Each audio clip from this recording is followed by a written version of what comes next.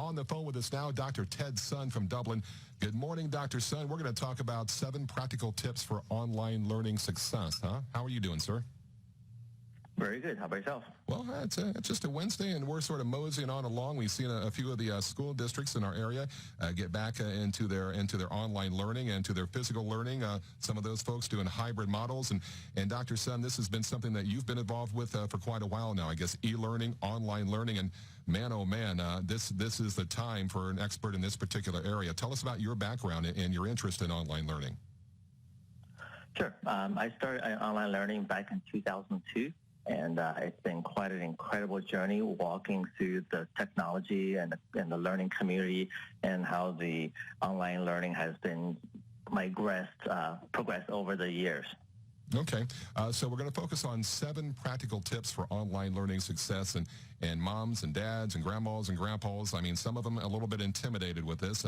Folks already had a little bit of a sample earlier in last school year about how this may play out. A lot of folks not looking forward to doing it once again. But I mean, if you start off with an individual, where can they focus right now? What's the first thing they should do to sort of chill themselves out and get ready? Well, I think the most important part is the parents need to imagine themselves to be like the school bell. As every kid goes between classes and the physical environment, the children need to be reminded constantly that, hey, you're getting ready to go on to that next virtual classroom. Here's where you click. And then that next hour, here's where you go. So being that constant reminder, you can use technology to remind the children, send a text message, or if they're there, having a visual blackboard or some type to remind the children, put the schedule in front of them so they can constantly see it and check it off as they go through every single class. That constant reminder is going to be really the key to making sure the kids are at the right place at the right time. And hopefully they're mentally ready to go with it. So it's all about discipline. I mean, can we get into a spot where we're like, okay, we're doing this online learning thing at home so we can have whatever hours we want, or you just say, man, you got to clock in each and every single morning and clock out? Yeah, it's really a regimented schedule that the kids have to get into, and I mean, there's a lot of self-discipline that has to be involved.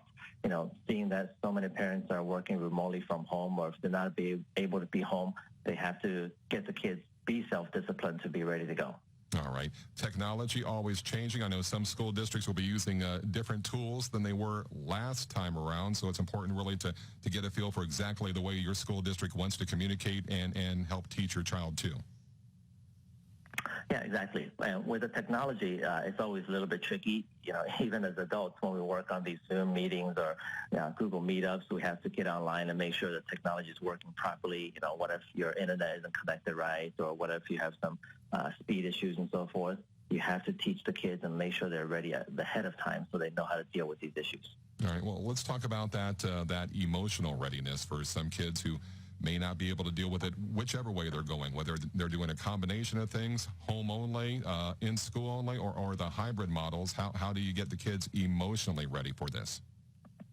Well, this is going to be the toughest challenge for everybody that's going back into school.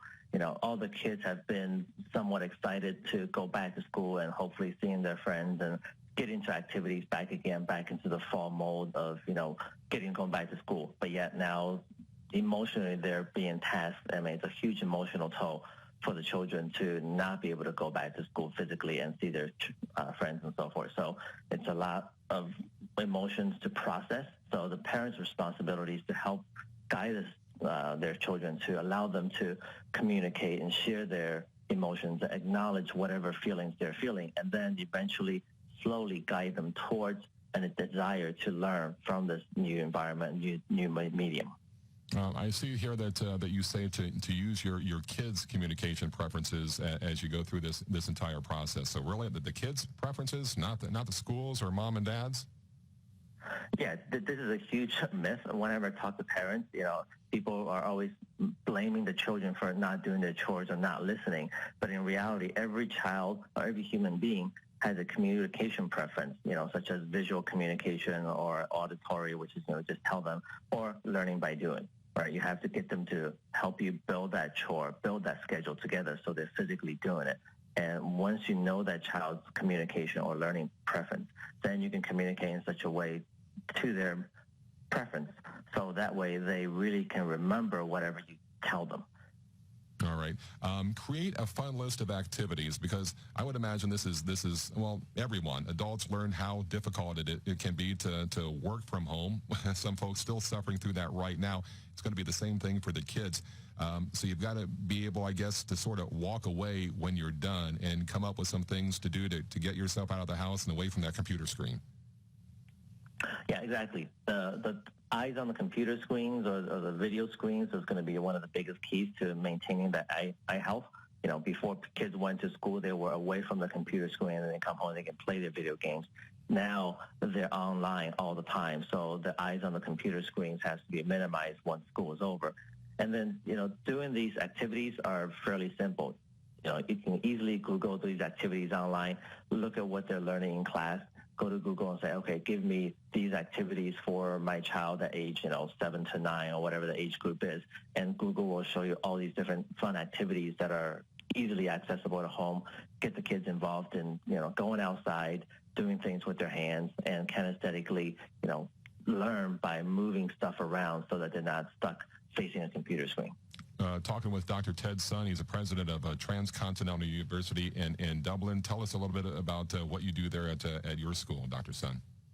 Our school delivers online education as well as a physical remote education with executive MBAs and PhDs.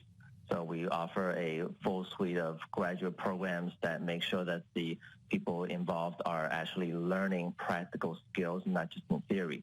So a lot of what we do is focusing on helping executives and managers solve their actual business problems while going through an MBA or going through a PhD program. And a lot of those folks are right now having to also go through helping their kids with online learning at the same time. So you can imagine that would be beneficial in both regards. Dr. Ted Sun, detail for us a little bit more about where do we go from here on down the road? Is this going to be the new model for learning? Do you think we're ever going to get back to the same sort of educational model that we used to have? I think it's always going to be some type of a hybrid. Many of the school districts, from elementary all the way to universities, have been using online learning as a supporting mechanism on and off here and there. So as we progress down forward, the online learning not just taking a front seat, and the hybrid aspect is always going to be part of it. With parents looking at assignments to help guide the children, and so forth. All these different technologies are going to be continually be done to make things a lot more efficient, because online learning is something that can give accessibility to learning no matter where you're at, as long as you can get a good internet speed and have the basic technology. So it's going to be around, so it's not going to go away. What are your words of hope and encouragement for moms and dads who are just like ready to pull their hair out? Well, this is something they just have to start looking at it from a positive perspective. There's many new ways that they can learn in effective ways. So it's really getting the children to adapt to that new learning environment, and they can learn so much more when they embrace it. If they continue to fight it and have that negative attitude, it's going to be a tough road for the children. But if they embrace that from a whole perspective, say, look, you can get up and be in your pajamas and not have to get dressed for school now. Mm-hmm. Huge benefit. You can sit and eat your breakfast and be listening to the class. There's so many different ways to look at it to make it more fun and interesting. So in your expert opinion, is there a certain number of cases of wine that would help with this entire process? Sure. It really depends on the parents. Having a little bit of alcohol to have fun with it, but make sure if you drink responsibly and don't go over the hill with it. Well, thank you. Thank you for playing along with that. I appreciate that. Reminds me of a photo I saw on Facebook the other day. It's a picture of a front door, and there's a sign on the front door. It says, e-learning in progress. E-learning in progress. Do not knock unless you have a bottle of wine or no math. And I thought that pretty well summed it up right there. Yeah. Don't bother us unless you got some alcohol or you know something. All right, Dr. Ted Sun from Transcontinental University. Thank you for your time. Good luck with this. We'll look forward to chatting with you later on down the road. Dr. Sun, have a fantastic day in Dublin town, okay? Yep, thank you.